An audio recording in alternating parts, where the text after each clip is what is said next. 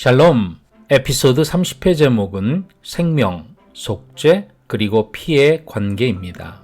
여러분 안녕하세요. 저는 친절한 데이빗입니다. 창조주 하나님의 말씀인 성경은 우리 인류의 기원과 생명의 신비를 밝혀놓은 책입니다. 성경 오리지널 텍스트는 수십만 개의 단어로 구성되어 있는데 이를 가장 철저하게 그리고 완벽하게 번역해 놓은 킹 제임스 영어 성경은 78만 8,258개의 단어로 구성되어 있습니다. 이 수십만 개의 단어 중 핵심적인 단어들을 추려볼 수 있는데요. 그 중에 오늘은 생명, 속죄, 그리고 피라는 세 가지 단어를 추려서 이 세 단어가 과연 어떻게 서로 연관되어 있는지 살펴보고자 합니다.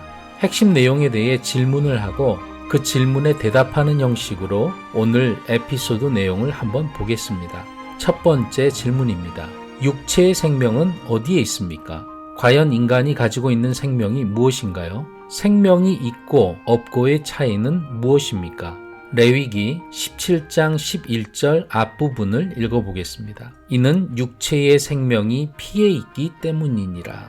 육체의 생명은 피에 있다고 성경에서 창조주 하나님은 말씀하십니다. 그렇습니다. 육체의 생명은 피에 있으며 피는 곧 생명을 의미합니다. 생명이 죽고 사는 것, 그것의 기준은 바로 피라고 할 수 있습니다. 첫 번째 질문인 육체의 생명은 어디에 있습니까? 에 대한 정답은 피라는 단어입니다. 두 번째 질문입니다. 죄를 무엇으로 깨끗하게 할 수 있을까요? 즉, 속죄는 무엇으로 가능한가요? 여기서 죄란 우리가 일상적으로 범하는 도덕적, 법률적 죄들을 의미하는 것이 아닙니다. 인간이 태어날 때부터 가지고 있는 죄, 즉 본질적인 죄성을 말합니다. 이 본질적인 죄성은 인류의 조상 아담으로부터 유전되었으며 이로 인해 인간은 태어날 때부터 창조주 하나님 앞에서 죄인입니다.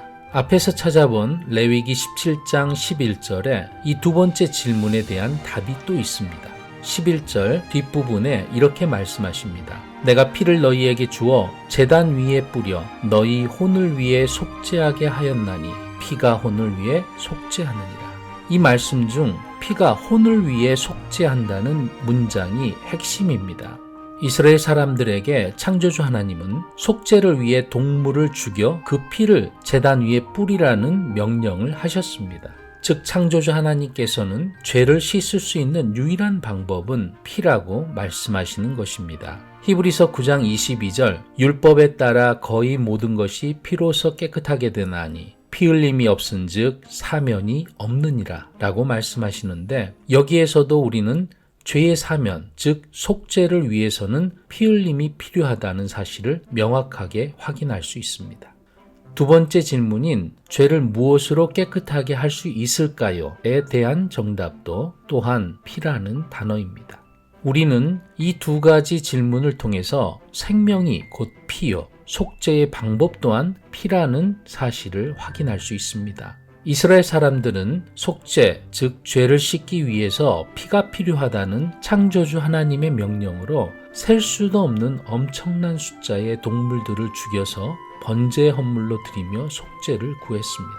그러나 이처럼 흘려진 셀 수 없이 수많은 동물의 피는 인간이 태어날 때부터 가지고 있는 죄, 즉 본질적인 죄성을 완전히 제거하는 효과는 없었고 단지 자신들이 살면서 짓는 당장의 죄들을 잠시 덮는 효과밖에 없다고 히브리서 10장 11절에서 말씀하고 있습니다. 그렇다면 어떻게 우리가 수시로 짓는 죄들뿐 아니라 인간이 태어날 때부터 가지고 있는 죄, 즉 본성적이고 본질적이며 근원적인 죄를 제거할 수 있을까요? 이 본성적이고 본질적이며 근원적인 죄에 대한 속죄를 위해서도 역시 피가 필요한데 이 피는 불완전한 동물의 피도 본성적으로 죄인인 인간의 피도 아닌 완벽한 생명의 피여야 합니다. 그런 피는 이 창조 세계에는 있지도 않고 있을 수도 없기 때문에 창조주 하나님께서는 당신이 직접 피를 가진 인간의 육체를 입고 나타나시는 놀랍고 신비로운 그분의 뜻을 계획하고 실행하십니다. 하나님께서는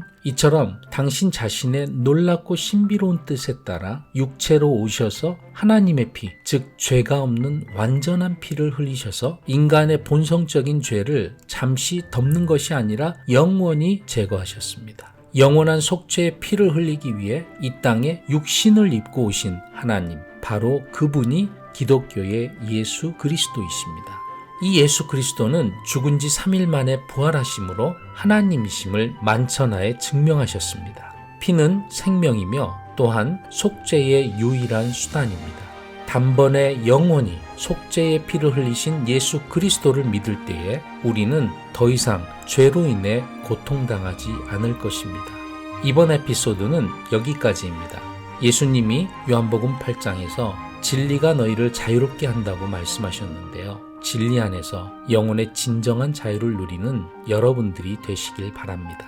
지금까지 친절한 데이빗이었습니다.